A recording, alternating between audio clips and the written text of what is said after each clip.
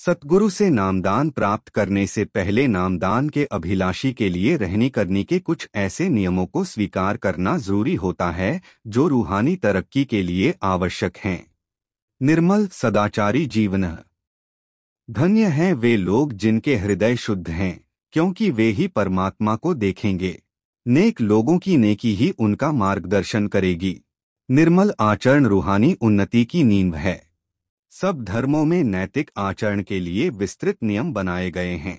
संतों का आध्यात्मिक विज्ञान कुछ निश्चित दिशानिर्देश ही देता है, क्योंकि जैसे जैसे साधक रूहानी उन्नति करता है, उसकी चेतना सूक्ष्म तथा निर्मल होती जाती है और उसके अंदर गलत और ठीक, उचित और अनुचित का भेद करने की क्षमता विकसित होती जाती है। इन दिशानिर्देशों में हक हलाल की कमाई, जानबूझकर बेवजह किसी का दिल न दुखाना, अहिंसा, केवल अपने पति या पत्नी के साथ ही सहवास करना और वह भी अनियंत्रित सहवास नहीं, और अविवाहित होने पर ब्रह्मचर्य का पालन करना शामिल हैं। मांस, मछली, अंडे और इनसे बनी वस्तुओं का त्याग। भोजन संबंधी ये शर्तें शिष्य के लाभ के लिए लगाई जाती हैं। कहावत है, जैसा खावे अन्न तैसा होवे मन, अर्थात भोजन का मन पर बहुत प्रभाव पड़ता है। इस मृत्यु मंडल में एक जीव दूसरे जीव का आहार बना हुआ है। संत महात्मा हमें ऐसा नियमित जीवन जीने का उपदेश देते हैं जो हमारी आत्मिक उन्नति में सहायक हो।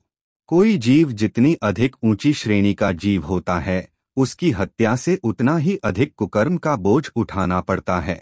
मांस खाना उच्च श्रेणी के जीवों की हत्या से संबंध रखता है, इसलिए मन को कठोर बनाता है और आत्मिक उन्नति में बाधा डालता है। सजीव अंडों में तो जान होती ही है। निर्जीव अंडे भी तामसिक भोजन हैं जो पाशविक्र वृत्तियों को उत्तेजित करते हैं, पर मनुष्य को जीवित रहने के लिए भोजन की जरूरत है।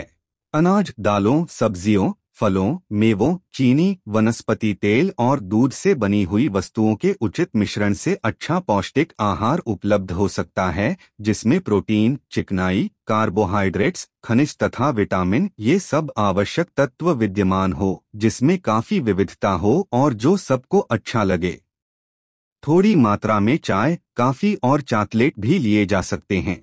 ऐसे आहार के लिए हमें सबसे निचली श्रेणी के प्राणियों की ही जान लेनी पड़ती है। फिर भी कर्मों का नियम तो लागू होता ही है। वनस्पति में मन के जड़ अवस्था में होने के कारण कम से कम कर्म बनते हैं जो नाम के रोज के अभ्यास से कट जाते हैं। शराब आदि हर तरह के नशीले पदार्थों से परहेज। नशीले पदार्थ न केवल स्वास्थ्य के लिए हानिकारक होते हैं, उचित और अनुचित में भेद करने की शक्ति को क्षीण कर देते हैं तथा आत्मसंयम को निर्बल बना देते हैं। इनका त्याग करना बहुत जरूरी है, क्योंकि विवेक तथा आत्मसंयम के बिना आध्यात्मिक उन्नति असंभव है। नामदान के पश्चात प्रतिदिन 2.5 घंटे भजन सिमरन करना। सतगुरु शिष्य से अपेक्षा करते हैं कि वह प्रतिदिन अपने समय का 10वां हिस्सा भजन सिमरन में लगाए तथा यह बात सदा याद रखे कि भजन सिमरन हमारा सबसे महत्वपूर्ण काम है, और जब हमारे कर्मों का लेखा जोखा होगा तो भजन सिमरन ही हमारी सहायता करेगा। केवल भजन सिमरन द्वारा ही हम अंतर में जा सकते हैं तथा सांसारिक मोहमता व इच्छाओं से मुक्त हो सकते हैं। रूहानी इश्क के दरिया को बेखौफ होकर मर्दों की तरह पार कर, ऊंची खूंखार लहरों और जानलेवा भंवरों में निडर होकर आगे बढ़ता चल। इश्क की राह में आने वाले भयानक उजाड़ों और खौफनाक जंगलों को देखकर डरना मत। बाहु कहते हैं कि जब तू मालिक को पाने की चाह में अपने आप को कुर्बान कर देगा, तब ही फकीर कहलाएगा।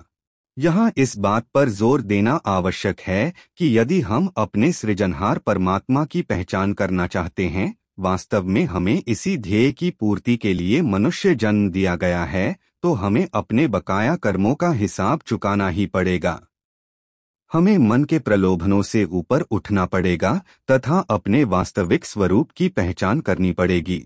यह कार्य सतगुरु द्वारा नामदान के समय दिए गए निर्देशों के पालन द्वारा ही संभव है। नामदान के पश्चात सतगुरु सदैव हमारे अंगसंग रहते हैं, हम पर सदा अपनी नजर रखते हैं और हम जब चाहें उनसे सहायता तथा मार्गदर्शन प्राप्त कर सकते हैं।